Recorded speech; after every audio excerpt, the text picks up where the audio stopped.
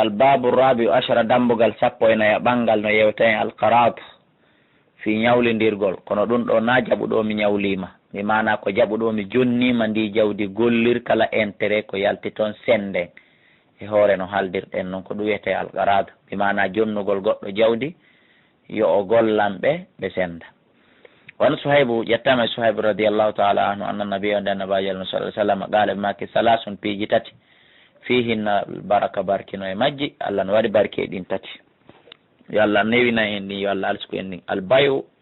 ngeygu ila ajalin ha ila ajal bimana ñawlugol goɗɗo wal muqarada e waɗgol muqarada bimana jonnugol goɗɗo jawdi yo golla on sen don kafon intérêt on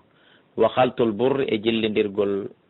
burri ko wiyete kon burri bi sha'ir e sha'ir lil bayti ka suudu hawtindira defa hawtindirgol fi defugol ñaama legoy laalil bayi wona hawtindirgol yeeya defanda ɗi piiji tati hawtindirgol ngawri e burri fi defugol ɓeygol suudu ndu ñaama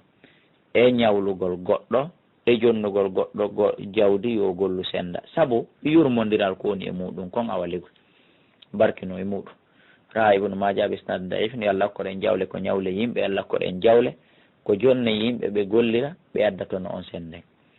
woni Hakim bun Hizam radiallahu taala anhu kanko kana o laati ke staritu mo sartinayno ala rajul e dow gorko e ida atahu so jonnimo malan jawdi mo qarada tan fi yo on tigi yahu gollira ɓe senda tono emo sartinayno Allah tajala o inna wata waɗude maali jawdi anni fi kabri ratbatin e nder heere heccuɗo ɗum aligoy wata ƴettu jawdi andi rondandi mbabba ma nagge ma ngeloba hande ndi dogidata e mum ma ndi ñamata ma ndi bonnata wala tahamilhu fi baharin wata ƴettu kadi jawdi andi waɗa ɗum e bateau ma laɓa ɗum e laakum hande yoloto wala tanzil bihi fi batni masilin wata yaw kadi waɗa ɗum kadi e bimana e fongo ilowo bimana e binde joolol ma e binde dunkire ka tawata kaka ndiyan ilata ha yoolo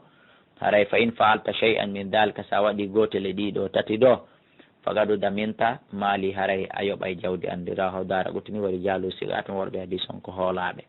haray oɗo kanko so jonnino goɗɗo jawdi yoɓe gollir o waɗay charte ɗiɗo tati si o yeehi o ukkike ɗiɗo tati boni haray o yoɓay on andi so tawi woni mi jonnima jawdi ma a jonnila jawdi en gollir senden intérêt goo haray ɗum no andina en haray an kaasi jawdi ndin boni e junngo jonnaɗon tawina o faggitaniɗo o yoɓata ɗum ko goo ɗimmitel mungel jaka jonnuɗo jawdi ndin on himo wawi wadde chartiji kala ɗi o huuli toon wonay saabu yo perdi jawdi makko ndi haray mo wawi wadde ɗin chartiji ta oya waɗo si oya noon jaggi to yi gotel e ɗin chartiji haray ɗon o yoɓa e jawdi ndi si tawi noon na chartiji ɗin jaggiti perdi ɗin iwru tun e koddori e ari perdi haray ɗon o duwaka yoɓude haray noon ɗi chartiji ɗi oɗo tati waɗi ɗin ɗon watake chartinede hande wigol misal ɗum waɗetake e laakum waɗetake e bateau sa jonnila jawdi ma ndin a waɗi chartina e ukke e baharu ɗulle e marchandise koye contenaire ji wona waɗede waɗe e bateau je ukke e ndiyan adde haray ɗum ɗon nawi mi jaɓu jawdi ma ndin kisa nawi mim kisa mi mana ko waɗugol chartiji fewnditiɗi yaaduɗi e yaasi fewndiki ɗon ki misal mi jonnima ɗum wona yaasa soda ko woɓɓe monopoly de sa soodi ko woɓɓe monopoly ɓe nangi ɓe jaaɓi awa yoɓay misal sifa ɗin piiji ɗon ko fewnditi kon wa qala Malik fil Muwatta anil Ala'i bun Abdurrahman bun Yaqub an abihi an jaddihi annahu no kanko amala o gollidi fi malin e nder jawdi o gollidi jawdi li Usman on senna Usman ala anna rabaha wonde toon on baynahuma ko ɓe sendu hakkunde maɓɓe o mawqufun hadis on ko waɗa